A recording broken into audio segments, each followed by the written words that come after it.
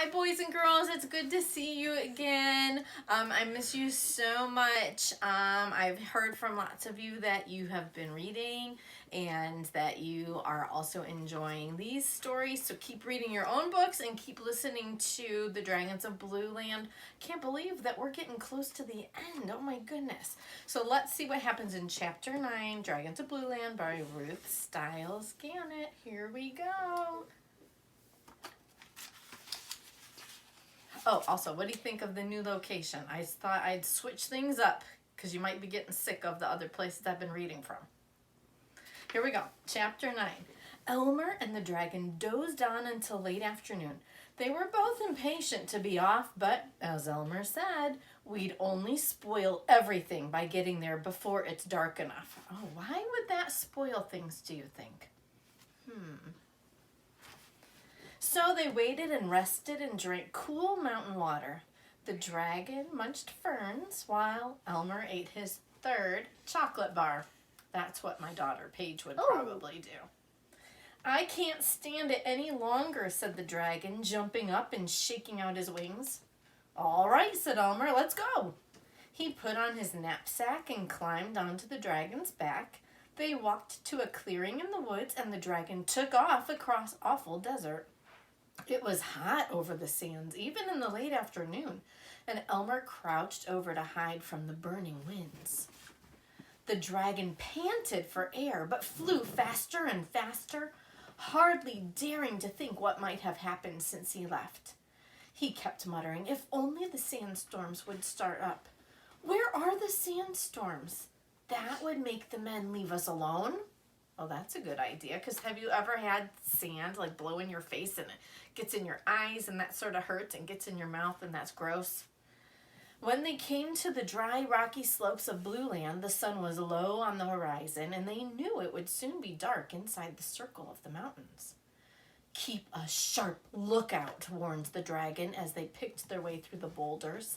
They may have men most anywhere. Up they went, slowly, quietly. At last they reached the gap between the peaks, and Elmer looked and gasped at the sight below him. So I'm wondering if this looks like any of the mountains that we were looking at when we were learning about landforms.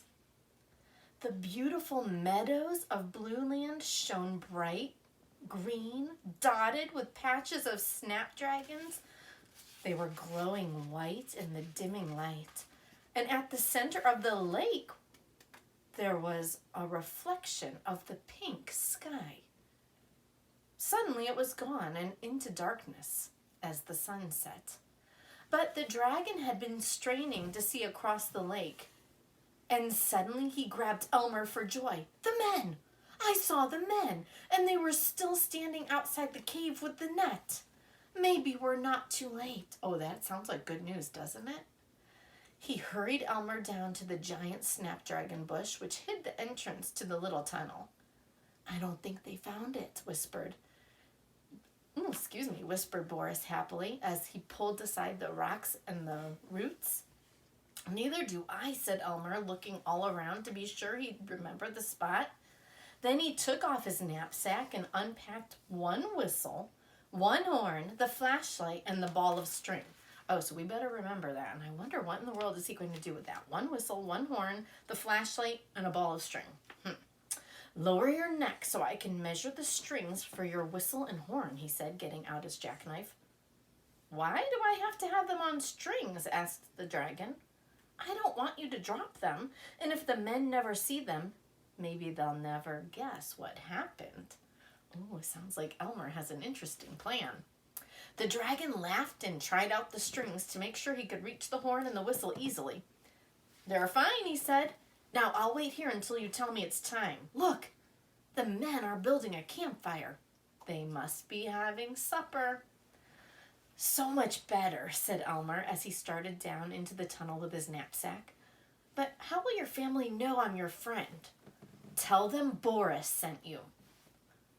Boris. Is that your name? Yes, said Boris uncomfortably. I was embarrassed to tell you before. I forgot that Elmer didn't hear that. It's no worse than Elmer, said Elmer. I suppose not, and it's certainly not so bad as some in my family. I might as well tell you the rest. My sisters are Ingeborg, Eustacia, Gertrude, Bertha, Mildred, and Hildegard. And my brothers are Emil, Horatio, Conrad, Jerome, Wilhelm, Dagobert, and Egmont. Can you imagine? But hurry, I can't wait to hear what's been happening to them all. Once inside the tunnel, Elmer snapped on his flashlight and shot it over the damp walls. The ceiling was high enough so he could walk easily. Down, down he went, around curves, through small rooms, and then more narrow tunnels until at last he came to the place where the dragon had got stuck. He heard scratching and scraping noises, and he knew he must be very close to the dragon family. It's Elmer Elevator, Boris's friend, he whispered as bravely as he could. Who? Elmer Elevator, Boris's friend. Boris is out at the entrance to the tunnel, and I've come to rescue you. Turn off your light and come in, whispered another voice, and Elmer walked slowly into the darkness. He stopped and felt himself surrounded by huge forms, breathing excitedly. Oh, look at this picture.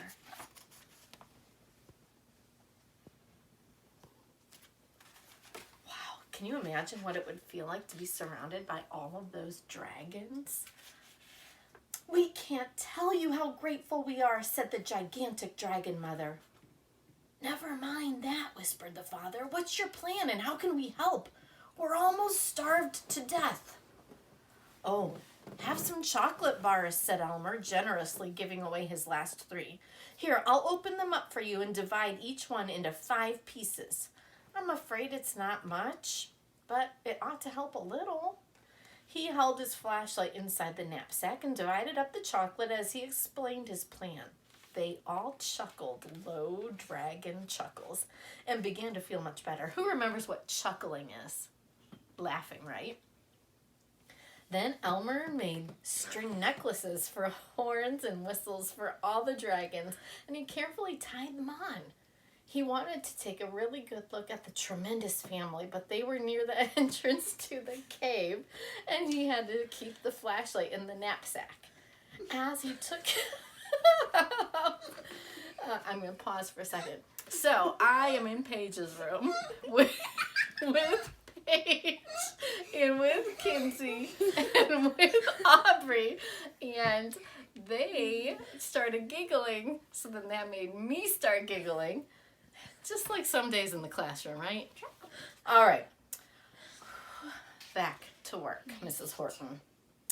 So, as he took out his cap pistol, he asked, "Do you know how heavy the net is and how it's fastened across the entrance?" "No," answered the dragon father. "Oh, well, I better look," said Elmer. He quietly crept up toward the net, but the 2 men were sitting really close by, and he didn't dare get near enough to see it well. "We're going to have to trust luck," he told the dragons, and he started back through the tunnel to Boris. And that's the end of the chapter. So they've got a plan, and at least we know that Elmer and Boris arrived safely, and the dragons are still safe but very hungry. So tomorrow, chapter 10, it's called Escape. I can hardly wait. Have a great rest of your day and see you tomorrow.